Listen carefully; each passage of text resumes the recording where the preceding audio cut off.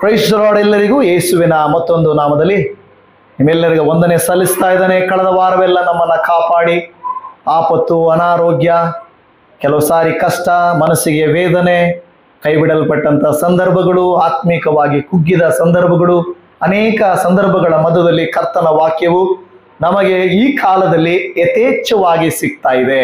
ಹೌದಾ ಇಲ್ವಾ? ದೇವರ ವಾಕ್ಯ ಈ ಕಾಲದಲ್ಲಿ ಆಗ್ತದೆ, ಯಥೇಚ್ಛವಾಗಿ ಸಿಗ್ತಾ ಇದೆ. ಕೆಲವು ಸಾರಿ ಕೆಲವರು ಹೇಳ್ತಾರೆ, ಅದು ಸತ್ಯನೋ ಸುಳ್ಳು ನನಗೆ ಗೊತ್ತಿಲ್ಲ, ದೀಪ ಆರಿ ಹೋಗುವ ಮುಂಚೆ ಜಾಸ್ತಿ ಉರಿತದಂತೆ.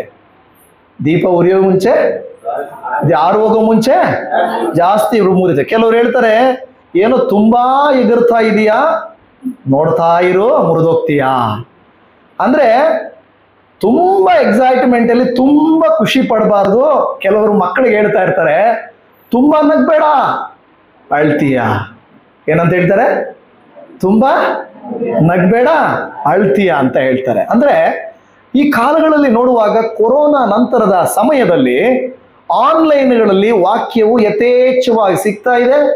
ಯಾವ ಪಾಸ್ಟರ್ ಕೂಡ ನನಗೆ ಆನ್ಲೈನ್ ಬೇಡ, ಆಫ್ಲೈನ್ ಸಾಕು ಅನ್ನೋರಿಲ್ಲ ಈಗ. ಅಂದ್ರೆ ಪ್ರಸಂಗ ಮಾಡಿದ ಪ್ರತಿಯೊಂದನ್ನು ರೆಕಾರ್ಡ್ ಮಾಡುವುದಾಗಿರ್ಬೋದು, ಆನ್ಲೈನ್ ಪ್ರೇಯರ್ಗಳು ಈಗ ಮುಂದುವರಿತಾ ಇರೋದಾಗಿರ್ಬೋದು, ಪ್ರತಿಯೊಬ್ಬರು ಆಕ್ಟಿವ್ ಆಗಿ ಆಗ್ತಾ ಇದ್ದಾರೆ. ದೇವರಿಗೆ ಸ್ತೋತ್ರ. ಆದರೆ ಆ ವಾಕ್ಯ ಸಿಗದೇ ಇರುವಂತ ಕಾಲವು ಬರಬಹುದು. ಬರಗಾಲ, ವಾಕ್ಯಕ್ಕೆ ಬರಗಾಲ ಬರಬಹುದು. ಅದಕ್ಕೆ ದೇವರ ವಾಕ್ಯ ಹೇಳುತ್ತದೆ, ಕ್ಷಾಮ.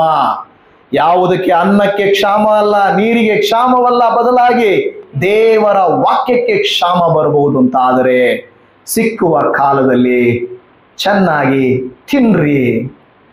ಊಟ ಚೆನ್ನಾಗಿ ತಿಂದ್ರೆ ಏನಾಗ್ಬಿಡುತ್ತೆ, ನಮಗೆ ಏನಾಗುತ್ತೆ? ಅಜೀರ್ಣ ಆಗ್ಬಿಡುತ್ತೆ.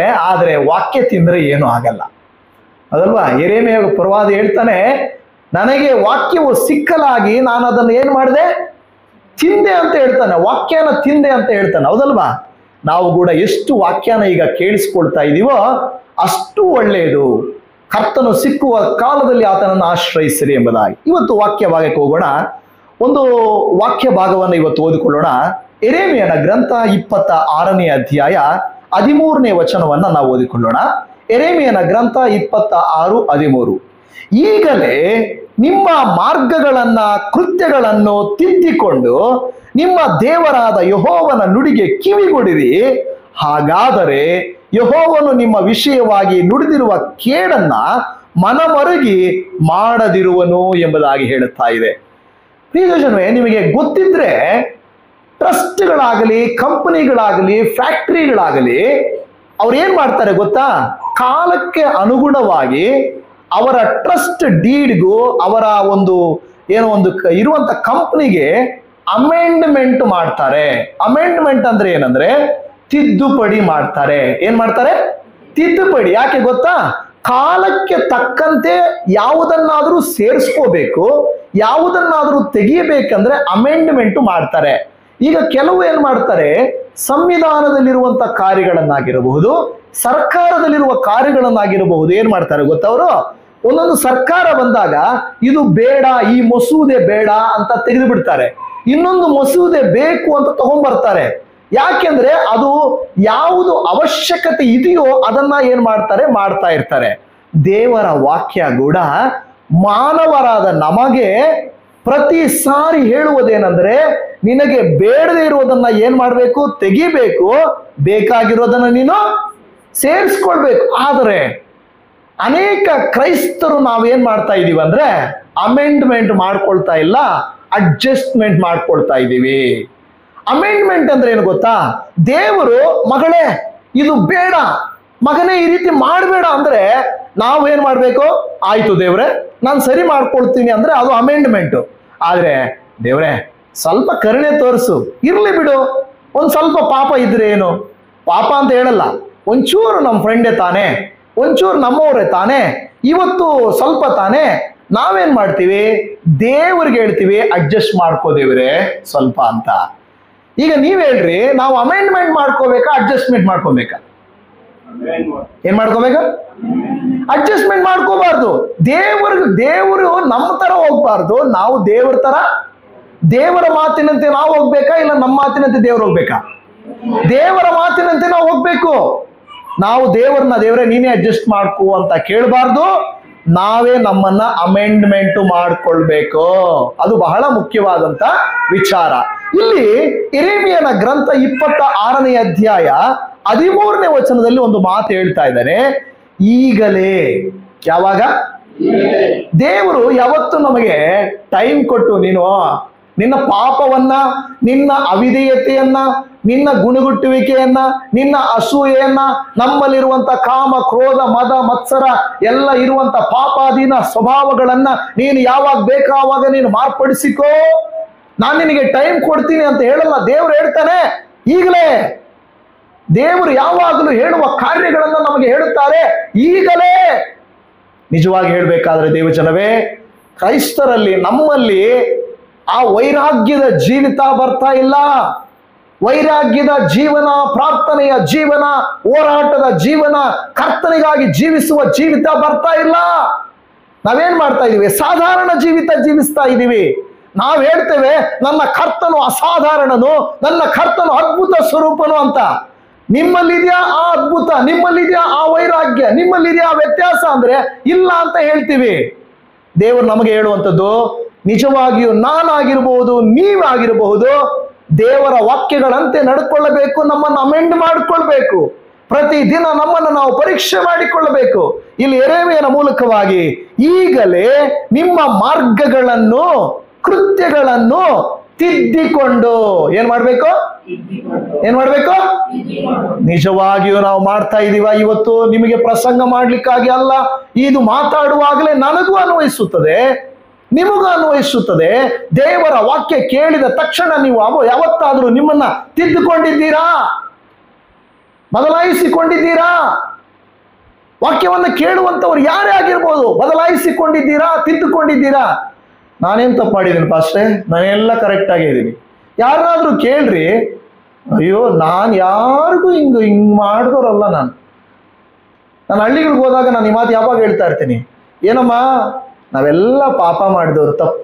ಅಯ್ಯೋ ಸ್ವಾಮಿ, ನಾನು ಒಬ್ಬರಿಗೆ ಹಿಂಗೆ ತಪ್ಪು ಮಾಡಿದವನಲ್ಲ ಸ್ವಾಮಿ, ಒಬ್ಬರನ್ನ ಮನ ನೋಯಿಸ್ತವನಲ್ಲ ಸ್ವಾಮಿ. ಅಯ್ಯೋಯ್ಯೋ ಅಯ್ಯೋಯ್ಯೋ ತಪ್ಪು ನಾನಾ ಅಂತಾರೆ. ಅಂದ್ರೆ ನಾವು ಪಾಪಿಗಳು ಅಂದ್ರೆ ಒಪ್ಕೊಳ್ಳಲ್ಲ. ದೇವರ ಮಕ್ಕಳಾಗಿರುವ ನಾವು ಹಾಗೇನೆ ತಪ್ಪಿ ನಡೀತಾ ಇದ್ದೀವಿ, ತಿದ್ದುಕೊಳ್ತಾ ಇಲ್ಲ ಅಂದ್ರೆ ಇಲ್ಲ ಬಸ್ತೆ, ಏನೋ ಒಂದೊಂದು ವಾರ, ಇಲ್ಲ ತಿಂಗಳಲ್ಲಿ ಒಂದು 3 ವಾರ 2 ವಾರ ಅಷ್ಟೇ. ಇನ್ನು ತಿಂಗಳಲ್ಲಿ ಎಷ್ಟು ವಾರ ಇರುತ್ತೆ ಅಲ್ವಾ? ತಿಂಗಳಲ್ಲಿ ಎಷ್ಟು ವಾರ ಇರುತ್ತೆ? 4 ವಾರ ಇರೋದು. ಅವ್ರು ಹೇಳು ಇಲ್ಲ ಒಂದು 2-3 ವಾರ ಅಷ್ಟೇ ನಾನು ಚರ್ಚಿಗೆ ಬರಲ್ಲ. ಹಾಗಾದ್ರೆ ಇನ್ನು 10 ವಾರ ಬಂದಿರ್ತೀರ ತಿಂಗಳಲ್ಲಿ. ಇರೋದೇ 4 ವಾರ, 2-3 ವಾರ ಚರ್ಚಿಗೆ ಹೋಗಲ್ಲ, 2-3 ವಾರ ಸರಿಯಾಗಿ ಕರ್ತನಲ್ಲಿ ಬೆಳೆಯಲ್ಲ. ಹೇಳೋದು ಮಾತ್ರ ತಿಂಗಳಲ್ಲಿ. ಇಲ್ಲ ಬಸ್ ಹಂಗಲ್ಲ. ನಾನು ಯಾವಾಗೂ ಪ್ರಾರ್ಥನೆ ಮಾಡ್ತೀನಿ. ಯಾವಾಗ ಪ್ರಾರ್ಥನೆ ಮಾಡ್ತೀರಾ? ಚರ್ಚಿಗೆ ಹೋದಾಗೆಲ್ಲ. ಅವಾಗ ಚರ್ಚಿಗೆ ಯಾವಾಗ ಹೋಗ್ತೀರಾ? ಯಾವಾಗ ಎಲ್ಲ ಕೆಲಸ ಇಲ್ಲಾಂದ್ರೆ ಹೋಗ್ತೀನಿ. ಅಯ್ಯೋ ಇದು ಒಳ್ಳೆ ಕಥೆ ಆಯ್ತು. ಯಾವಾಗಲೂ ಪ್ರಾರ್ಥನೆ ಮಾಡ್ತೀನಿ ಅಂತೀರಾ, ಯಾವಾಗಲೂ ಪಾಲಿಗೆ ಹೋಗ್ತೀನಿ ಅಂದ್ರೆ ಯಾವಾಗ ಹೋಗ್ತೀನಿ ಅಂದ್ರೆ ಯಾವಾಗಲೂ. ಆದ್ರೆ ನಾವು ಹೇಳೋದು ನಾವು ಕರೆಕ್ಟ್ ಆಗಿದ್ರಿಂದ ನಮ್ಗೆ ಅನ್ವನ್ಸಲ್ಲ. ಆದ್ರೆ ನಡೆಯದೆ ಇರುವಂತ ದೇವ ಮಕ್ಕಳಿಗೆ ದೇವರು ಹೇಳುವಂತ ಮಾತು, ಇವತ್ತು ಆಲಯದಲ್ಲಿರುವಂತ ನಮಗೂ ಕೂಡ ಹೇಳ್ತಾ ಇರುವಂತ ಮಾತು, ಎಷ್ಟೊಂದು ದೇವರಿಗೆ ವಿರುದ್ಧವಾದಂತ ಕೃತ್ಯಗಳನ್ನ ನಮ್ಮ ಮನಸ್ಸಿನಲ್ಲಿ ಇಟ್ಟುಕೊಂಡಿದ್ದೇವೆ, ಹೃದಯದಲ್ಲಿ ಇಟ್ಟುಕೊಂಡಿದ್ದೇವೆ, ಮನೆಗಳಲ್ಲಿ ಇಟ್ಟುಕೊಂಡಿದ್ದೇವೆ, ಕೆಲಸಗಳಲ್ಲಿ ಇಟ್ಟುಕೊಂಡಿದ್ದೇವೆ, ಬದಲಾಯಿಸ್ತಾ ಇಲ್ಲ. ದೇವರು ನಮಗೆ ಇವತ್ತು ಹೇಳ್ತದೆ, ಅಮೆಂಡ್ಮೆಂಟ್ ಮಾಡು, ತಿದ್ದುಪಡಿ ಮಾಡು. ಇರ್ಲಿ ಬಿಡು ಸ್ವಾಮಿ, ಆಮೇಲೆ ಮಾಡ್ತೀನಿ, ಇನ್ನೊಂದು ದಿವಸ ಮಾಡ್ತೀನಿ, ಅದು ನಡೆಯಲ್ಲ. ಈಗಲೇ ದೇವರ ವಾಕ್ಯ ಹೇಳ್ತಾ ಇರುವಂತ ಮಾತಲ್ಲಿ ಏನೋ, ಈಗಲೇ ನೀವೇನ್ ಮಾಡ್ಬೇಕು? ತಿದ್ದುಪಡಿ. ಅಲ್ಲಿ ಹೇಳ್ತದೆ 13ನೇ ವಚನದಲ್ಲಿ, ಈಗಲೇ ನಿಮ್ಮ ಮಾರ್ಗಗಳನ್ನ, ಯಾವುದನ್ನ? ಯುವರ್ ವೇಸ್, ನಿಮ್ಮ ಮಾರ್ಗಗಳು. ಕೆಲವು ಸಾರಿ ನೀವು ಮಾಡ್ತಾ ಇರುವಂತ ಬಿಸ್ನೆಸ್, ನೀವು ಹೋಗಿ ಕೆಲಸ ಮಾಡ್ತಾ ಇರುವ ಕೆಲಸ, ನೀವು ಆರಿಸಿಕೊಂಡಿರುವ ಸ್ನೇಹಿತರು, ನೀವು ನಿಮ್ಮ ಆತ್ಮಿಕ ಜೀವಿತವನ್ನು ನಡೆಸ್ಕೊಳ್ತಾ ಇರುವಂತ ಮಾರ್ಗ ಸರಿ ಇಲ್ಲ. ದೇವರೇ ಅಂತ ಆಮೇಲೆ ಎದೆ ಬಡ್ಕೊಂಬೇಡ. ನನ್ನ ಹತ್ರ ನಾನು ಎಚ್ಚರಿಸ್ತಾ ಇದ್ದೀನಿ, ನಾನು ಹೇಳ್ತಾನೆ ಇದ್ದೀನಿ, ನಿನ್ನ ಮಾರ್ಗಗಳು ಸರಿ ಇಲ್ಲ. ತಂದೆ ತಾಯಿಗಳು ಮಕ್ಕಳಿಗೆ ಹೇಳ್ತಾರೆ, ಏನೋ ಬರ್ತಾ ನಿನ್ನ ನಡವಳಿಕೆ ಸರಿ ಇಲ್ಲ, ಬದಲಾಯಿಸ್ಕೋ ಅಂತ ತನ್ನ ಮಗನಿಗೆ ಹೇಳ್ತಾರೆ, ಮಗಳಿಗೆ ಹೇಳ್ತಾರೆ, ಹೆಣ್ಣು ಮಕ್ಕಳಿಗೆ ಹೇಳ್ತಾರೆ, ಅಮ್ಮ ನಿನ್ನ ಬರ್ತಾ ನಿನ್ನ ನಡತೆ ಸರಿ ಇಲ್ಲ, ಬದಲಾಯಿಸ್ಕೋ. ಅವ್ರು ಹೇಳ್ತಾರೆ ಮಕ್ಕಳು, ಈ ಕಾಲಕ್ಕೆ ತಕ್ಕಂಗೆ ಇರ್ಬೇಕಪ್ಪ, ಈ ಕಾಲಕ್ಕೆ ತಕ್ಕಂಗೆ ಇರ್ಬೇಕಮ್ಮ, ನಿನಗೇನು ಗೊತ್ತಾಗಲ್ಲ, ನಿಮ್ಮ ಕಾಲಕ್ಕೆ ಸೊರೋಯ್ತು, ಈ ಕಾಲಕ್ಕೆ ಹಂಗಿರಕ್ಕಾಗಲ್ಲ. ಆದರೂ ತಂದೆ ತಾಯಿ ಹೇಳ್ತಾರೆ, ಕಾಲ ಯಾವುದಾದ್ರೂ ಗುಣ ಒಂದೇ ನಮ್ಮ, ಕಾಲ ಯಾವುದಾದ್ರೂ ನಡತೆ ಒಂದೇ. ಕಾಲ ಬದಲಾಯಿತು, ಜನ ಬದಲಾದ್ರು ಅಂತ ನಾವು ಅವ್ರ ತಕ್ಕಂಗೆ ಬದಲಾಗ್ತಾ ಇದ್ರೆ ಈ ಕಾಲದಲ್ಲಿ ಹೊಸದೆಲ್ಲ ಕಂಡಿಡಿತಾ ಹೋಗ್ತಾ ಇರ್ತಾರೆ. ಹಾಗಾದ್ರೆ ನಾವು ಹೊಸದನ್ನ ಪಾಲನೆ ಮಾಡ್ತಾ ಹೋಗ್ತಾ ಇರ್ಬೋದಾ? ಹೋಗಬಾರ್ದು. ಆ ರೀತಿಯಾಗಿ ತಂದೆ ತಾಯಿಗಳು ಮಕ್ಕಳನ್ನು ಎಚ್ಚರಿಸುತ್ತಾರೆ, ಹಿರಿಯರು ಮಕ್ಕಳನ್ನು ಎಚ್ಚರಿಸ್ತಾರೆ. ಅದೇ ರೀತಿಯಲ್ಲಿ ಸಭೆಯಲ್ಲಿರುವ ಸಭಿಕರು ಹಿರಿಯರು ಎಚ್ಚರಿಸ್ತಾರೆ. ಅದನ್ನ ನಾವು ಅಂಗೀಕರಿಸಿಕೊಳ್ಳಬೇಕು, ಅಮೆಂಡ್ಮೆಂಟ್ ಮಾಡಿಕೊಳ್ಳಬೇಕು. ನಮ್ಮ ಮಕ್ಕಳು ನಿನ್ ಮಾತು ಕೇಳಲ್ಲ ಅಂದ್ರೆ ನಮಗೆ ಹೇಗೆ ಅನಿಸುತ್ತೆ? ಕೋಪ ಬರುತ್ತೆ, ಬೇಸರ ಆಗುತ್ತೆ, ನೋವಾಗುತ್ತೆ. ಅಯ್ಯೋ, ನನ್ನ ಮಕ್ಕಳೇ ನನ್ನ ಮಾತು ಕೇಳ್ತಾ ಇಲ್ಲ. ಹಾಗಾದ್ರೆ ದೇವರು ನೋವು ಪಡಲ್ವಾ? ಅನ್ಯರು ದೇವರ ಮಾತು ಕೇಳಿಲ್ಲ, ಅವ್ರಿಗೆ ಗೊತ್ತಿಲ್ಲ. ದೇವರ ಮಕ್ಕಳಾಗಿರುವಂತ ನಾವು ದೇವರ ಮಾತನ್ನು ಕೇಳಿಯೂ ಮಾರ್ಗಗಳನ್ನು ಬದಲಾಯಿಸದೇ ಇದ್ರೆ ದೇವರು ಏನ್ ಮಾಡ್ತಾರೆ? ಕೋಪ ಮಾಡ್ಕೊಳ್ತಾರೆ. ಒಂದು ಮಾರ್ಗಗಳನ್ನು, ಎರಡು ಕೃತ್ಯಗಳನ್ನು. ಅಲ್ಲಿ ಏನ್ ಹೇಳ್ತಾ ಇದೆ? ಕೃತ್ಯಗಳು. Your deeds, your ways and your deeds ಅಂತ ಹೇಳ್ತದೆ. ನಿಮ್ಮ ಕೃತ್ಯಗಳು. ನಾನು ಯಾವಾಗೂ ಮಾಡ್ದಂಗೆ ಮಾಡ್ತೀನಿ ಪಾಸ್ಟ್ರೆ, ನಾನು ಯಾವಾಗಲೂ ಹೆಂಗ್ ಮಾಡ್ತೀನೋ ಹಂಗೆ ಮಾಡೋದು, ನಾನು ಬದಲಾವಣೆ ಮಾಡೋದಿಲ್ಲ. ದೇವರು ಹೇಳ್ತಾನೆ, ನಿನ್ನ ಕೃತ್ಯಗಳನ್ನ ಬದಲಾಯಿಸಿಕೊಳ್ಳಬೇಕು. ಕರ್ತನಿಗೆ ಹೆಚ್ಚು ಸಮಯ ಕೊಡಬೇಕು. ನೀತಿ, ಪರಿಶುದ್ಧತೆ, ದೈವಿಕತೆ, ಆತ್ಮಿಕತೆ, ನಿತ್ಯ ಜೀವಕ್ಕೆ ಸಂಬಂಧಪಟ್ಟ, ಪರಲೋಕಕ್ಕೆ ಸಂಬಂಧಪಟ್ಟ ಕಾರ್ಯಗಳಿಗೆ ಹೆಚ್ಚು ಸಮಯವನ್ನು ಕೊಡಬೇಕೆಂದು ದೇವರು ಹೇಳುತ್ತಾರೆ. ಲೋಕಕ್ಕೂ ಲೋಕದ ರೀತಿ ನೀತಿಗಳಿಗೂ ಕಡಿಮೆ ಸಮಯ ಕೊಡಬೇಕೆಂದು ದೇವರು ಹೇಳುತ್ತಾನೆ. ಇವತ್ತು ಈ ವಾಕ್ಯವನ್ನು ಕೇಳುತ್ತಿರುವಂತ ನಾವು ಆಲೋಚನೆ ಮಾಡೋಣ, ಯಾವುದಕ್ಕೆ ನಾವು ಹೆಚ್ಚು ಸಮಯ ಕೊಡ್ತಾ ಇದ್ದೇವೆ? ಹೆಚ್ಚು ಯಾವುದು ಸಮಯ ಕೊಡ್ತಾ ಇದೀವೋ ಅದನ್ನು ನಾವು ಹೆಚ್ಚು ಪ್ರೀತಿಸ್ತಾ ಇದ್ದೇವೆ. ಬೈಬಲ್ ಇಲ್ದಿರ ನಡೀತೀವಿ, ಮೊಬೈಲ್ ಇಲ್ದಿರ ನಡೀತೀವ? ಬೈಬಲ್ ಇಲ್ದಿರ ಹೋಗ್ತೀವಿ, ಮೊಬೈಲ್ ಇಲ್ದಿರ ಹೋಗ್ತೀವಿ ಎಲ್ಲಾದ್ರೂ? ಹೋಗಲ್ಲ. ಪ್ರಾರ್ಥನೆ ಇಲ್ದಿರ ಹೋಗ್ತೀವಿ, ಮೊಬೈಲ್ ರೀಚಾರ್ಜ್ ಇಲ್ದಿರ, ಚಾರ್ಜ್ ಇಲ್ದಿರ ಹೋಗ್ತೀವ? ಯಾಕೆ? ಅದನ್ನ ಕರೆಕ್ಟ್ ಆಗಿ ನೋಡ್ಕೊಳ್ತೀವಿ. ರಾತ್ರಿನೇ ಹಾಕಿಡ್ತೀವಿ. ಚಾರ್ಜ್ ಏನಾದ್ರು ಬೆಳಿಗ್ಗೆ ಲೇಟ್ ಆಗ್ಬಿಡುತ್ತಂತ ರಾತ್ರಿನೇ ಹಾಕಿ ಚಾರ್ಜ್ ನೋಡ್ಕೊಳ್ತಾ ಇರ್ತೀವಿ. ರೀಚಾರ್ಜ್ ಆದ್ರೆ ಎಷ್ಟು ದಿನ ಬಿಡ್ತೀರಾ? ಬಿಡು ನನಗೆ ಬೇಕಾಗಿಲ್ಲ ಅಂತ ಬಿಡ್ತೀರಾ? ಇಲ್ಲ. ನೀವು ಬಿಟ್ರು ಅವ್ರು ಬಿಡಲ್ಲ. ಯಾಕೆಂದ್ರೆ ಅವ್ರು ಮೆಸೇಜ್ ಕಳಿಸ್ತಾ ಇರ್ತಾರೆ 2 ದಿನ ಮುಂಚೆನೆ, your balance is low, your balance, ನಿಮ್ ಕಾಲ್ ಕಟ್ ಆಗೋದು, out going will be deducted, ಇಲ್ಲ ಇದೇ ಕಟ್ ಆಗುತ್ತೆ ಅಂತ ಅವ್ರು ಬಿಡಲ್ಲ ನಿಮ್ಮನ್ನ. ನೋಡಿ, ಲೋಕ ಬಿಡಲ್ಲ. ಆದ್ರೆ ಪಾಸ್ಟ್ ಫೋನ್ ಮಾಡಿದ್ರೆ, ಈ ಪಾಸ್ಟ್ಗೆ ಏನ್ ಕೆಲಸ ಇಲ್ಲ, 1 ವಾರ ಬಂದಿಲ್ಲ ಅಂದ್ರೆ ತಿರುಗಿ ಫೋನ್ ಮಾಡ್ತಾರೆ ಇವರು. ನೋಡಪ್ಪ, ನಾನು ಅದಕ್ಕೆ ಫೋನ್ ಮಾಡೋಕ್ಕೆ ಹೋಗಲ್ಲ. ಯಾಕಂದ್ರೆ ಯಾರಾದ್ರೂ ಬೇಜಾರು ಮಾಡ್ಕೊಳ್ತಾರೆ. ಸುಮ್ಮನೆ ಇವ್ರು ಏನೋ ಚರ್ಚೆಗೆ ಬಂದಿಲ್ಲ ಅಂದ್ರೆ ಫೋನ್ ಮಾಡ್ತಾರೆ. ನಾವ್ ಯಾಕೆ ಫೋನ್ ಮಾಡ್ತೀವಿ ಗೊತ್ತಾ? ಏನಾಯ್ತೋ ಪಾಪ, ಯಾಕೆ ಬಂದಿಲ್ವೋ, ಹುಷಾರಿಲ್ವೇನೋ, ಏನಾಯ್ತೋ ಅಂತ ಫೋನ್ ಮಾಡಿದ್ರೆ ನಾನು ಅದಕ್ಕೆ ನನಗೆ ಬೇಜಾರು. ಫೋನ್ ಮಾಡಿದ್ರೆ 1 ವಾರ ಬಂದಿಲ್ಲ ಅಂದ್ರೆ ಫೋನ್ ಮಾಡ್ಬಿಡ್ತಾರೇನೋ. ಆದ್ರೆ ನಾವು ಫೋನ್ ಮಾಡುವುದು ನೀವು ಬಂದ್ರೆ ನಮಗೇನು ಲಾಭ ಇದೆ ಅಂತಲ್ಲ. ಇದು ದೇವರ ಸಮ್ಮುಖ, ನಿಮಗೆ ಆಶೀರ್ವಾದ, ನಿಮಗೆ ಇದರಿಂದ ಪ್ರಯೋಜನ, ನನಗೇನು ಇಲ್ಲ.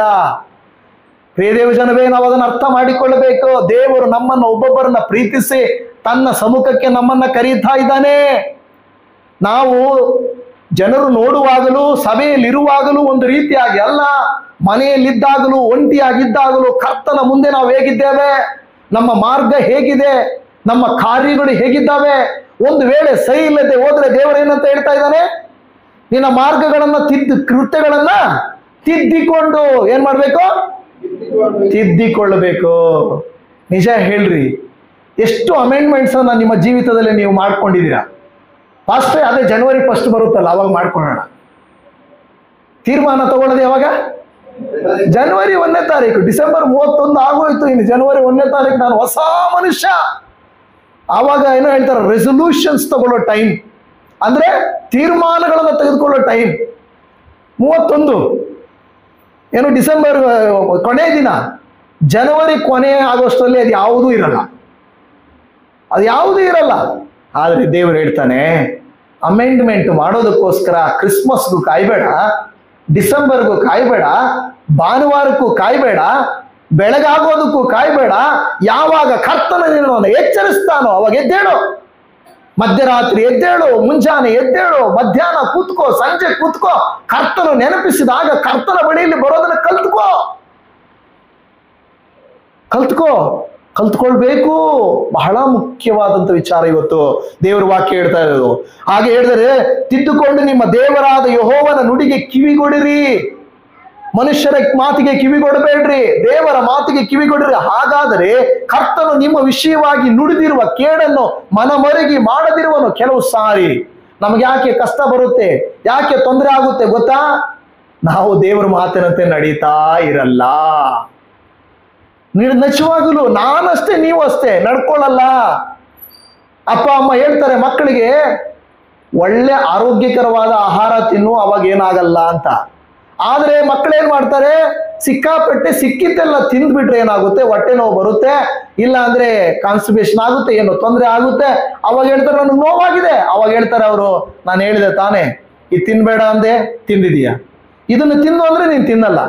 ಹಾಗಲಕಾಯಿ ತಿನ್ನು ಅಂದೆ, ಹಾಗಲಕಾಯ ಯಾರಾದ್ರೂ ತಿಂತಾರ? ಹಾಗಲಕಾಯಿ ಮನುಷ್ಯರನ್ನೋರು ಮಕ್ಕಳು ಕೇಳೋದು, ಈಗಿನ ಕಾಲದ ಮಕ್ಕಳು ಹಾಗಲಕಾಯ ಅದು ತಿನ್ನೋದಲ್ಲ. ಅದು ಅದೇ ಬೇರೆ ಏನು ತಿಂತಾರೆ, ಪಿಜ್ಜಾ, ಅದೇನು ಬೇಕರಿ ಐಟಮ್ ಅದೆಲ್ಲ ತಿಂತಾರೆ. ಅದಾದ್ರೆ ಟೇಸ್ಟ್ ಚೆನ್ನಾಗಿರ್ತದೆ. ದೇವಜನವೇ, ಆರೋಗ್ಯಕ್ಕೆ ಒಳ್ಳೆದಾಗಿರುವುದನ್ನ ತಿನ್ಬೇಕು. ಈಗ ಇಲ್ಲಿ ಮನ ತಿರುಗದಿದ್ದರೆ, ಯೆರೆಮೀಯನ ಗ್ರಂಥದಲ್ಲಿ 26ನೇ ಅಧ್ಯಾಯ 2ರಿಂದ ಇರುವಂತಹ ವಚನಗಳಲ್ಲಿ ಈ ರೀತಿಯಾಗಿ ಹೇಳುತ್ತಾನೆ. ಓದೋಣ. ಯೆಹೋವನು ಇಂತೆನ್ನುತ್ತಾನೆ, ನೀನು ಯೆಹೋವನ ಆಲಯದ ಪ್ರಾಕಾರದಲ್ಲಿ ನಿಂತು ಆ ಮಂದಿರದಲ್ಲಿ ಆರಾಧಿಸುವುದಕ್ಕೆ ಬರುವ ಯಹೂದದ ಎಲ್ಲ ಊರಿನವರಿಗೆ ನಾನು ನಿನಗೆ ಆಜ್ಞಾಪಿಸುವ ಮಾತುಗಳನ್ನೆಲ್ಲ ಹೇಳು. ಹೇಳ್ತದೆ, ಒಂದು ಮಾತನ್ನು ಬಿಡಬೇಡ. ಅವರು ಒಂದು ವೇಳೆ ಕಿವಿಗೊಟ್ಟು ತಮ್ಮ ತಮ್ಮ ದುರ್ಮಾರ್ಗಗಳಿಂದ ಹಿಂತಿರುಗಿ, ಯಾರು ಮಕ್ಕಳಿಗೆ ಆಗಲಿ, ಯಜಮಾನರಿಗಾಗಲಿ, ಹೆಂಡತಿಗಾಗಲಿ, ಸಭಿಕರಿಗಾಗಲಿ ಹೇಳುವ ಜವಾಬ್ದಾರಿ ದೇವರು ನಿಮಗೆ ಹೇಳಿದ್ರೆ ನೀವು ಹೇಳ್ಬೇಕು. ನಾನಾಗ್ಲಿ ಹೇಳ್ಬೇಕು. ಅದನ್ನು ಹೇಳಿ ಅವರು ತಿರುಗಿಕೊಂಡ್ರೆ ಸರಿ, ಹೌದಲ್ವಾ? ಕೆಲವರು ಹೇಳ್ತಾರೆ ಹೋಗ್ಬೇಡ ಅಲ್ಲಿ, ಆ ಡೇಂಜರ್. ನಾನು ಹೋಗೋದೆ, ಏನ್ ಮಾಡ್ತೀಯ ಅಂತ ಹೇಳಿದ್ರೆ ಏನ್ ಮಾಡಲ್ಲ. ಕರೆಂಟ್ ಜೊತೆ ಆಟ ಆಡಬಾರ್ದು, ಬೆಂಕಿ ಜೊತೆ ಆಟ ಆಡಬಾರ್ದು ಅಲ್ವಾ, ಹೇಳ್ಕೊಡ್ತಾರಲ್ವಾ. ಸುಮ್ಮನೆ ಅದು ಇವು ಬೇಡ ಅಂತ ಕೆಲವರು ಹೇಳ್ತಾರೆ, ಏನಾಗಲ್ಲ ಅಂತ. ಆದ್ರೆ ಆ ರೀತಿಯಾಗಿ ಓದೋರು ಎಷ್ಟೋ ಜನ ಅಪಾಯಕ್ಕೆ ಒಳಗಾಗಿದ್ದಾರೆ. ದೇವರ ವಾಕ್ಯವು ದೇವರ ಮಕ್ಕಳಿಗೆ ಎಚ್ಚರಿಕೆಯನ್ನು ಕೊಡ್ತದೆ. ಹೋಗ್ಬೇಡ್ರಿ, ಟ್ರಾನ್ಸ್ಫಾರ್ಮರ್ಗಳ ಹತ್ರ ಹಾಕಿರ್ತಾರೆ, ಅಪಾಯ, ಡೇಂಜರ್, ಹೋಗ್ಬೇಡ್ರಿ ಅಂತ. ಇಲ್ಲ ನಾನು ಹೋಗ್ತೀನಿ ಅಂದ್ರೆ ಏನ್ ಮಾಡ್ತಾರೆ ಅಲ್ವಾ? ಕೆಲವು ವಿಡಿಯೋಗಳನ್ನು ನಾವು ನೋಡ್ತಾ ಇದ್ದೀವಿ, ಟ್ರೈನ್ ಮೇಲೆ ಇರುವಂತ ಕಂಬಿಗಳು ಹಿಡ್ಕೊಳಕ್ ಹೋಗ್ತಾರಂತೆ ಕೆಲವರು. ಹತ್ಬಿಟ್ಟು ಮೇಲೆ ಏನಾಗಲ್ಲ ನನಗೆ, ಅದು ಕರೆಂಟು, ಅಯ್ಯೋ ಪಾಪ ಅನ್ನಲ್ಲ, ಅಯ್ಯೋ ಇವ್ರು ಬತ್ತ ತಡಿ ಸ್ವಲ್ಪ ಆಫ್ ಆಗೋಣ ಅಂತದದು, ಹಂಗನ್ನಲ್ಲ. ಅದು ಎಕ್ಸ್ಟೆನ್ಷನ್ ಕರೆಂಟ್ ಅದನ್ನ ಹಿಡ್ಕೊಳ್ತದೆ. ದೇವರು ನಮಗೇನ್ ಮಾಡ್ತದೆ, ಮುಂದೆ ಬರುವ ಆಪತ್ತು, ಮುಂದೆ ಬರುವ ಪಾಪದ ಕುರಿತು, ಮುಂದೆ ಬರುವ ಕಾರ್ಯಗಳ ಕುರಿತು ದೇವರು ಎಚ್ಚರ ಪಡಿಸ್ತಾನೆ. ಆದ್ರೆ ನಾವು ಮನ ತಿರುಗಿಕೊಳ್ಳುವ. ದೇವರು ಹೇಳ್ತಾನೆ, ಒಂದು ವೇಳೆ ಅವರ ದುರ್ಮಾರ್ಗಗಳಿಂದ ಹಿಂತಿರುಗಿ ಯಾರು, ಹಾಗಾದರೆ ಅವರ ದುಷ್ಕೃತ್ಯಗಳ ನಿಮಿತ್ತ ನಾನು ಅವರಿಗೆ ಮಾಡಬೇಕೆಂದಿದ್ದ ಕೇಡನ್ನ ಮನಮರುಗಿ ಮಾಡದಿರುವೆನು. ಆದ್ರೆ ನೀನಾದ್ರೂ ಹೇಳು. ಅಲ್ಲಿ ಹೇಳ್ತದೆ ಮುಂದೆ, ಯೆಹೋವನು ಇಂತೆನ್ನುತ್ತಾನೆ, ನೀವು ನನ್ನ ಕಡೆಗೆ ಕಿವಿಗೊಡದೆ. ಏನು ಕೊಡದೆ? ಕಿವಿಗೊಡದೆ ಅಂದ್ರೇನು? ಕೇಳಿಸಿದ್ರು ಕೇಳಿಸ್ದಂಗೆ ಹೋಗೋದು. ಸಾಲ ತಗೊಳ್ಳುವಾಗ ಇಂಟ್ರೆಸ್ಟ್ ಆಗಿ ಹಂಗೆ ಕರೆದಂಗೆ ಕರೆದ್ರಣ ಅಂತ ಬರ್ತಾರೆ. ಸಾಲ ತಗೊಂಡ್ಮೇಲೆ ಕರೆದ್ರೂ ಬರಲ್ಲ, ಕರೆದ್ರೂ ಹಿಂತಿರುಗಿದ್ರೆ ನೋಡ್ದಂಗೆ ಆಗುತ್ತೆ ಅಂತೇಳಿ ಹೋಗ್ಬಿಟ್ಟು ತಿರುಗಿ ಯಾವಾಗಾದ್ರೂ ಸಿಕ್ಕಿದ್ರೆ ಕರೆದ್ರಣ, ಅಣ್ಣ ಕೇಳಿಸಿಲ್ಲಣ್ಣ ಅಂದ್ರೆ ಹಂಗೆ. ದೇವರು ಆಶೀರ್ವಾದ ಅಂದ್ರೆ ಹೇಳಿ ದೇವ್ರೆ, ಇಲ್ಲೇ ಕಾಯ್ತಾ ಇದ್ದೀನಿ, ಮಗನೇ ನೀನು ಬದಲಾಯಿಸ್ಕೊಬೇಕು, ಮಗಳ ಸ್ವಲ್ಪ ಇರಿ ಸ್ವಾಮಿ, ನಾನೇ ನನ್ನ ಟೆನ್ಷನಲ್ಲಿ ನಾನಿದ್ದೀನಿ, ಇರೋ ಟೆನ್ಷನಲ್ಲಿ ಇದೊಂದು ಟೆನ್ಷನ್ ಅಲ್ವಾ? ಏನಾದ್ರೂ ದೇವರು ನಿಮಗೆ ಹೇಳಿದ್ರು ಅಂತೇಳಿ ಹೋಗಿ ಸ್ವಾರ್ಥ ಹೇಳು. ಈಗ ಯಾರಿಗಾದ್ರೂ ವಾಕ್ಯ ಹೇಳು, ಅವ್ರಿಗೋಸ್ಕರ ಪ್ರಾರ್ಥನೆ ಮಾಡು, ವಿಸಿಟ್ ಮಾಡು. ಏನಾದ್ರೂ ದೇವ್ರ ಕಾರ್ಯ ನಿಮ್ಗೆ ಹೇಳಿದ್ರೆ ನಿಮ್ಗೇನು ಅನಿಸುತ್ತೆ, ಇವಾಗ ಟೈಮ್ ಇಲ್ಲ ರೀ ಸ್ವಾಮಿ ಅಲ್ವಾ? ಆದ್ರೆ ಮಗಳೇ ಅಲ್ಲಿ ರೇಷನ್ ಕೊಡ್ತಾವ್ರೆ, ಫ್ರೀಯಾಗಿ ಏನು ಕೊಡ್ತಾವ್ರೆ ಅಂದ್ರೆ ಮೊದ್ಲು ಹೋಗ್ತೀನಿ ಸ್ವಾಮಿ ಅಲ್ವಾ?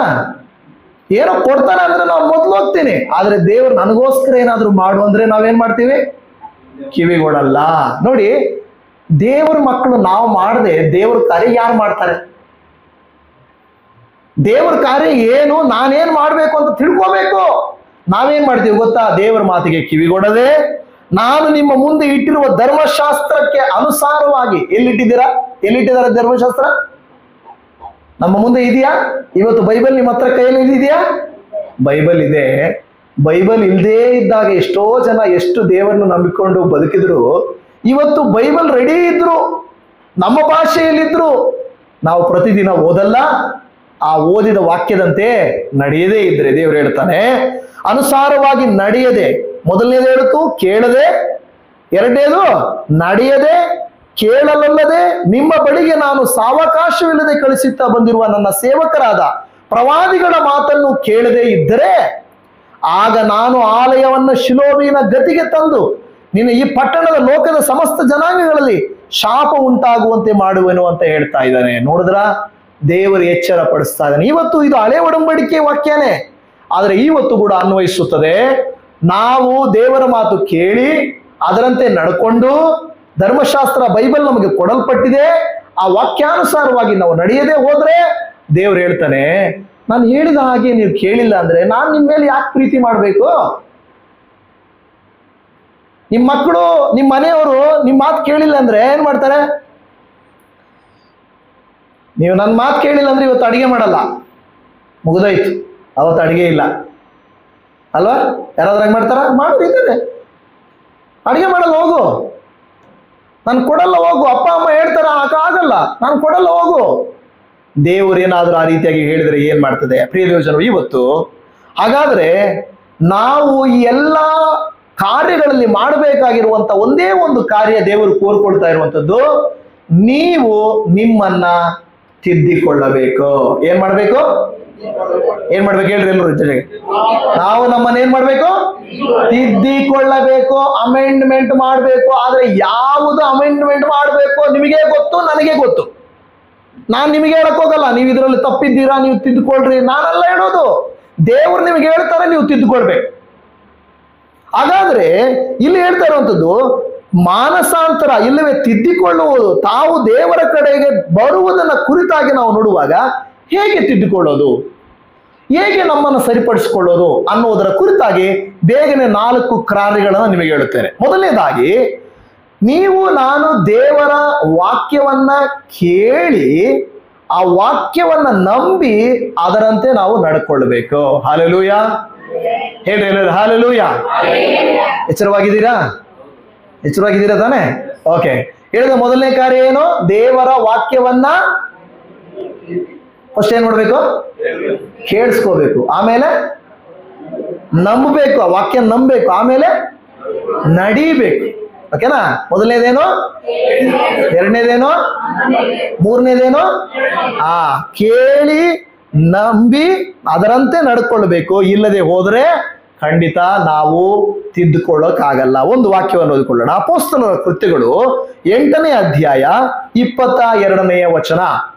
ಅಪೊಸ್ತಲರ ಕೃತ್ಯಗಳು 8ನೇ ಅಧ್ಯಾಯ 22ನೇ ವಚನ. ಆದದರಿಂದ ಈ ನಿನ್ನ ಕೆಟ್ಟತನವನ್ನ ಬಿಟ್ಟು ದೇವರ ಕಡೆಗೆ ತಿರುಗಿಕೊಂಡು ಕರ್ತನು ನಿನ್ನ ಮನಸ್ಸಿನ ಆಲೋಚನೆಯನ್ನು ಕ್ಷಮಿಸುವನೋ ಏನೋ ಆತನನ್ನು ಬೇಡಿಕೋ. ಹಲ್ಲೆಲೂಯಾ. ಇದು ಹೇಳಿದ್ರೆ ನಿನ್ನ ಕೆಟ್ಟತನವನ್ನ ಬಿಟ್ಟು ಏನ್ ಮಾಡ್ಬೇಕಂತೆ? ಏನ್ ಮಾಡ್ಬೇಕು? ದೇವರ ಕಡೆಗೆ ತಿರುಗಿಕೊಂಡು ಕರ್ತನು ನಿನ್ನ ಮನಸ್ಸಿನ ಆಲೋಚನೆಯನ್ನು, ಯಾವುದನ್ನು ಹೇಳ್ತಾ ಇದ್ದಾನೆ ಇಲ್ಲಿ? ಇವಾಗ ಆಚೆ ನಾನು ಏನ್ ತಪ್ಪು ಮಾಡಿದ್ರು ನೀವು ಕಂಡುಹಿಡಿದು ಬಿಡ್ತೀರಾ. ನನ್ನ ಮನಸ್ಸಲ್ಲಿ ಇವಾಗ ಯಾರನ್ನ ಬೇಕು ಅಂತ ಇದ್ದೀರಿ ನೀವು ಹೇಳ್ರಿ ನೋಡೋಣ. ಗೊತ್ತಿಲ್ಲ ತಾನೆ? ನನ್ನ ಮನಸ್ಸಲ್ಲಿ ಇರೋದು ನಿಮ್ಗೆ ಯಾರಿಗೂ ಗೊತ್ತಿಲ್ಲ. ಹಾಗಾದ್ರೆ ನನ್ನ ಮನಸ್ಸಲ್ಲಿ ಅಂದ್ಕೊಳ್ತಾ ಇರೋದನ್ನು ಕೂಡ ಯಾರಿಗೆ ಗೊತ್ತಿದೆ? ಅದನ್ನು ಯಾರು ಕ್ಷಮಿಸ್ಬೇಕು ಗೊತ್ತಾ?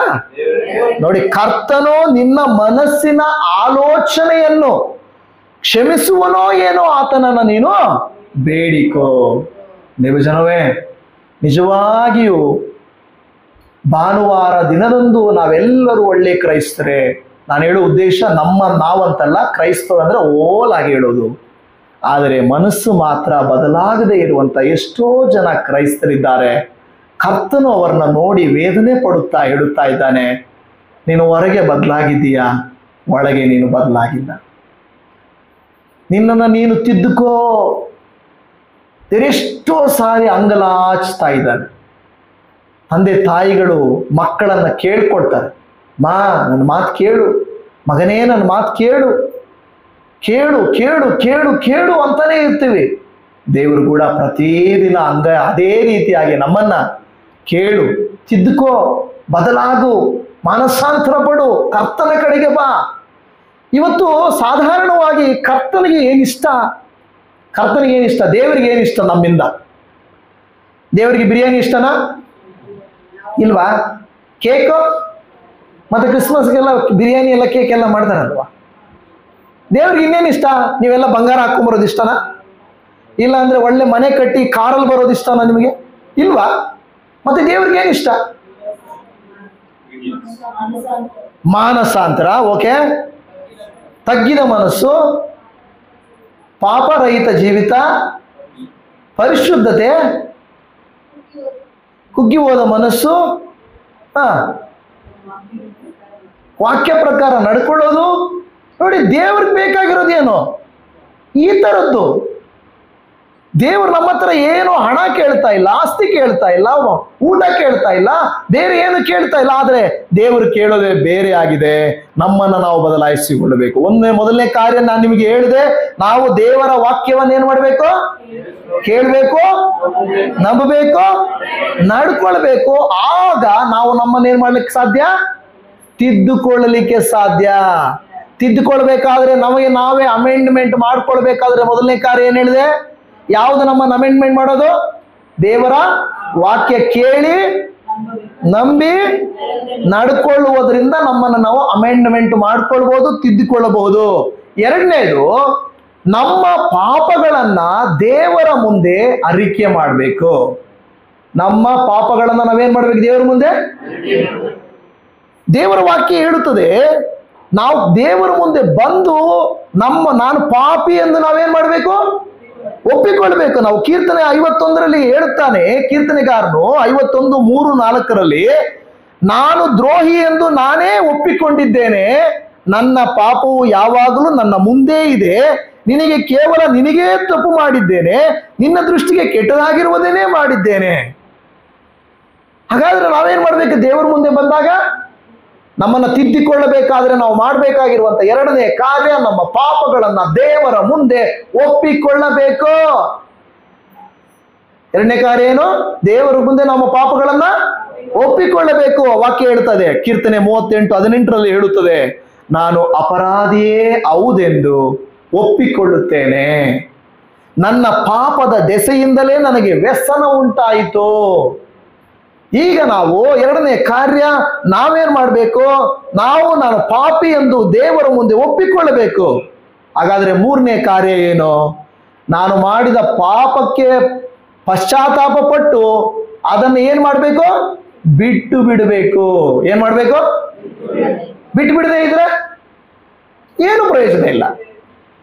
ಏನು ಪ್ರಯೋಜನ ಇಲ್ಲ. ಬಿಟ್ಟು ಬಿಡದೆ ಇದ್ರೆ ಏನೂ ಇಲ್ಲ. ಯಾಕೆಂದ್ರೆ ದೇವರ ವಾಕ್ಯ ಹೇಳುತ್ತದೆ, ಕೀರ್ತನ 51:17 ಕುಗ್ಗಿದ ಮನಸ್ಸೇ ದೇವರಿಗೆ ಇಷ್ಟ ಯಜ್ಞ. ದೇವರೇ ಪಶ್ಚಾತ್ತಾಪದಿಂದ ಜಜ್ಜಿ ಹೋದ ಮನಸ್ಸನ್ನ ನೀನು ತಿರಸ್ಕರಿಸುವುದಿಲ್ಲ. ಹಾಲೆಲೂಯಾ. ನಾವು ಏನ್ ಮಾಡ್ಬೇಕಂದ್ರೆ ತಿದ್ದುಕೊಬೇಕು.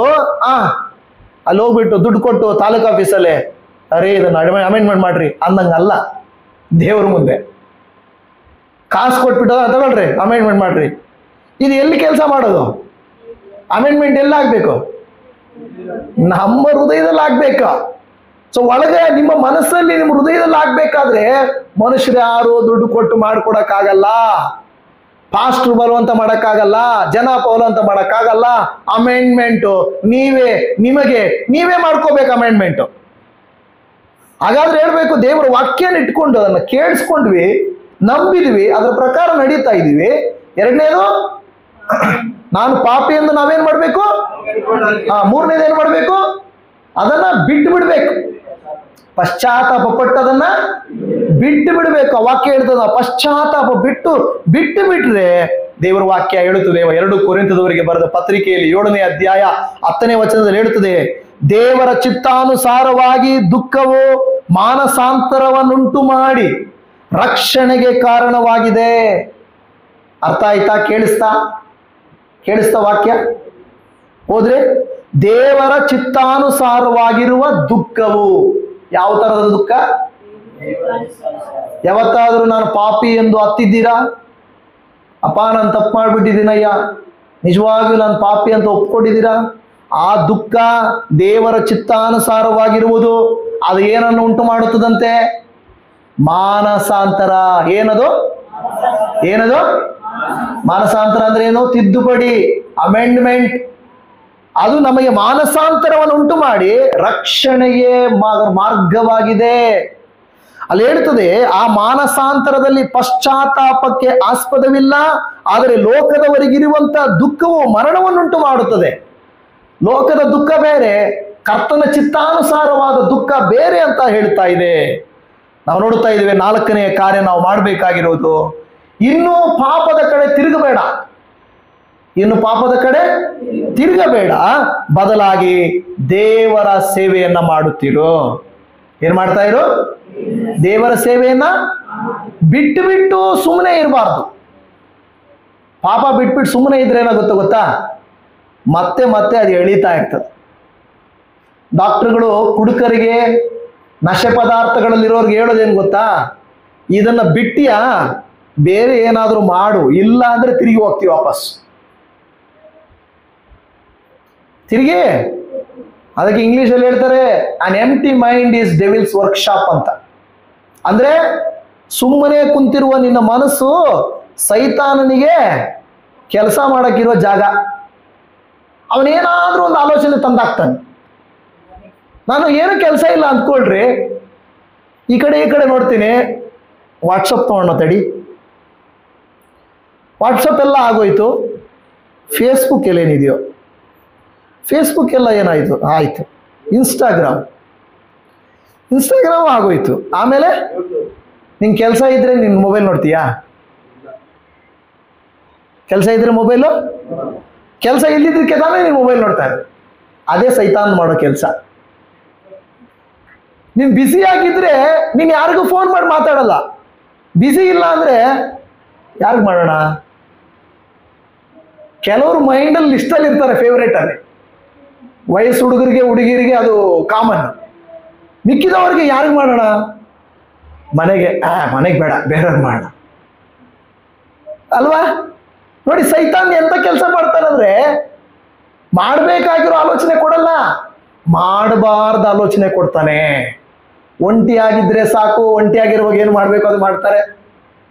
ಟೈಮ್ ಇರುವಾಗ ಏನು ಮಾಡ್ಬೇಕು ಅದನ್ನ ಮಾಡ್ತಾರೆ, ಅದನ್ನ ಮಾಡಬಾರ್ದು.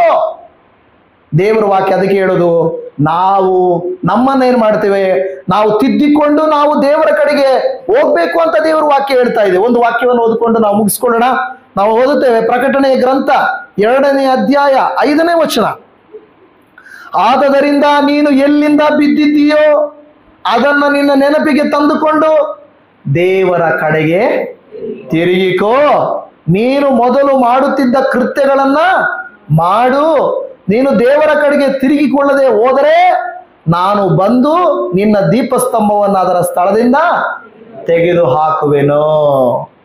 ಇವತ್ತು ನನ್ನ ಪ್ರಿಯ ದೇವಜನವೇ, ಪ್ರಕಟಣೆ 2:5 ಹೇಳಿದ ಪ್ರಕಾರವಾಗಿ ನಾವು ಎಲ್ಲಿಂದ ಬಿದ್ದಿದ್ದೀವೋ ಅದನ್ನ ನೆನಪಿಗೆ ತಂದುಕೊಳ್ಳೋಣ. ಏನಿದ್ರ ಅರ್ಥ? ಮೊದಲಲ್ಲಿ ನಾವು ನೋಡ್ತಾ ಇದ್ದೇವೆ, ಲವೋದಿಕ ಸಭೆಗೆ ಹೇಳ್ತಾ ಇರುವಂತ ಮಾತು, ನೀನು ಮೊದಲು ತುಂಬಾ ಆತ್ಮೀಕವಾಗಿದ್ದೆ, ಪ್ರಾರ್ಥನಾ ಪರವಾಗಿದ್ದೆ, ದೈವ ಭಕ್ತಿಯಿಂದಿದ್ದೆ. ಆದ್ರೆ ಬರ್ತಾ ಬರ್ತಾ ಬರ್ತಾ ಬರ್ತಾ ಬರ್ತಾ ಬರ್ತಾ ಅದು ಹೇಳ್ಬಾರ್ದು. ಎಲ್ರಿಗೂ ಗೊತ್ತು, ಬರ್ತಾ ಬರ್ತಾ ಬರ್ತಾ ರಾಜನ ಕುದುರೆ ಮೊದಲು ಸ್ಪೀಡಾಗಿ ಓಡ್ತಾ ಇತ್ತಂತೆ ಕತ್ತೆ, ಅಲ್ಲ ಕುದುರೆ ರಾಜಂದು. ಸ್ಪೀಡಾಗಿ ಏನೋ ಅಷ್ಟು ಸ್ಪೀಡ್ ರಾಜ ಏನಪ್ಪ ಅಂದ್ರ ಓಡಿ ಓಡಿ ಓಡಿ ಓಡಿ ಅದಕ್ಕೂ ಸಾಕಾಯ್ತು. ಎಷ್ಟು ದಿನ ಅಂತ ಓಡೋದು? ಅದು ನಿಧಾನ ಮಾಡಿ ಮಾಡಿ ಮಾಡಿ ಕೊನೆಗೆ ಕತ್ತೆ ತರ ನಡ್ಕೊಂಡು ಹೋಗಕ್ಕೆ ಸ್ಟಾರ್ಟ್ ಮಾಡಿ ನಿಧಾನವಾಗಿ. ವಯಸ್ಸಲ್ಲಿರುವಾಗ ರಾಜನೂ ಸ್ಪೀಡಾಗಿ ಹೋಗ್ತಾ ಇದ್ದ. ವಯಸ್ಸಾಗೋದ್ಮೇಲೆ ರಾಜನು ಕೂಡ ಸ್ಪೀಡ್ ಬೇಕಾಗಿಲ್ಲ, ನಿಧಾನ. ಕ್ರೈಸ್ತರು ಕೂಡ ಹಾಗೇನೆ, ಮೊದಲು ಭಕ್ತಿಯಿಂದಿರುವಾಗ, ದೇವರ ಕಡೆ ಹೊಸದಾಗಿ ಬಂದಾಗ ಪ್ರಾರ್ಥನೆ, ಭಕ್ತಿ, ಕೂಟಗಳು, ದೇವರಿಗಾಗಿ ಮಾಡೋದು ಎಲ್ಲ ಇತ್ತು. ಸೈತಾನನು ಎಲ್ಲೋ ಏನ್ ಮಾಡ್ತಾನಂದ್ರೆ ನಿಧಾನವಾಗಿ ಸೈಡ್ ತರಿಸ್ತಾನೆ. ಬಾಪ ತುಂಬಾ ಸ್ಪೀಡಾಗಿ ಕೊಡ್ತಾ ಇದೀಯಾ, ಸ್ವಲ್ಪ ಸೈಲೆಂಟ್ ಮಾಡಬೇಕು, ಸಂಬಂಧ ಅನ್ನೋ ಥರದ್ದು ಯಾವುದೋ ಒಂದು ಸಂಬಂಧ ಅಂಟುಕಟ್ತಾನೆ. ಇನ್ನು ಕೆಲವರು ಅದಕ್ಕೆ ಬಿದ್ದಿಲ್ವಾ, ಸಾಲಕ್ಕೆ ಅಂಟುಕಟ್ತಾನೆ. ಅದಕ್ಕೂ ಸಿಕ್ಕಿಲ್ವಾ ನೀವು, ಬೇರೆ ಏನಕ್ಕಾದ್ರೂ ಅಂಟುಕಟ್ತಾನೆ. ಆವಾಗ ಏನಾಗ್ಬಿಡ್ತೀವಿ, ಸ್ಪೀಡ್ ನಮ್ದು ಲಿಮಿಟ್ ಆಗ್ತದೆ.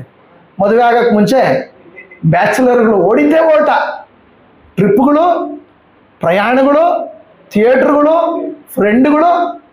ಮದುವೆ ಆಗಿ ಗಾಳ ಹಾಕಿದ ಮೇಲೆ ಕಿಚನ್ನು, ಬೆಡ್ರೂಮು, ಪಕ್ಕದ ಮನೆ, ಶಾಪಿಂಗ್ ಮಾಲು, ಹಾಸ್ಪಿಟ್ಲು. ತುಂಬ ದೂರ ಓಡಕ್ಕೆ ಬಿಡಲ್ಲ. ಒಳ್ಳೇದು ಇರುತ್ತೆ, ನಾವು ಯಾಕೆ ಕೆಟ್ಟದ್ದು ಅನ್ಕೋಬೇಕು.